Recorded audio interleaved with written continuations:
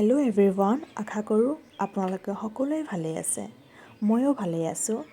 মই আহিছোঁ ধূপধাৰা, মানে মোৰ মাৰ ঘৰ।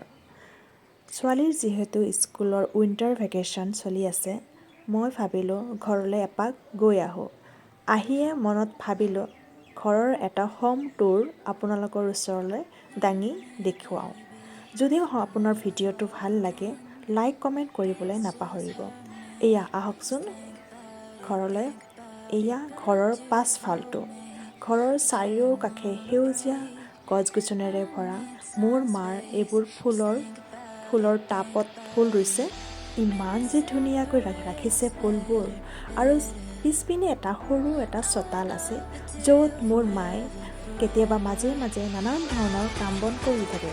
এয়া দেখিছেনে? পাছফালে ৰাতিপুৱা পিঠা বনোৱাত ব্যস্ত, আৰু লগতে মোৰ ছোৱালীও আছে খেলি। চাৰিওকাষে গছ-গছনি সেউজীয়াৰে ভৰা।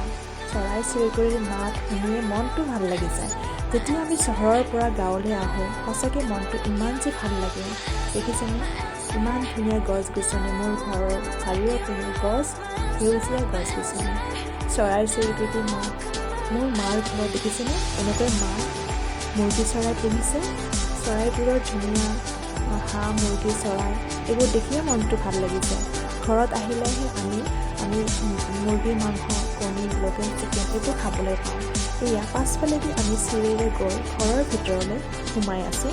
মই যিহেতু পিছফালৰ পৰা ভিডিঅ' কৰি আছোঁ। এয়া মোৰ ঘৰৰ ডাইনিং ৰুম। এয়া দেখিছেনে? এয়া আমাৰ ঘৰৰ মেকুৰী, ঘৰচীয়া মেকুৰী। আৰু এইটো হ'ল মেকুৰীৰ মাকজনী। কিছুদিন আগতে মেকুৰীটো পোৱালি দিছিলে, 4 মাহ আগত। আৰু এইকেইটা হ'ল পোৱালীকেইটা। বহুত মৰম লগা। দেখিছেনে কেনেকুৱা পোষ্ট মাৰি বহি আছে? এয়া হ'ল ঘৰৰ আগফাল, আৰু ঘৰৰ আগতে আছে নৰসিংহ গছ, আৰু চাৰিওপিনে গছ-গছনি সেউজীয়া আৰু সেউজীয়া।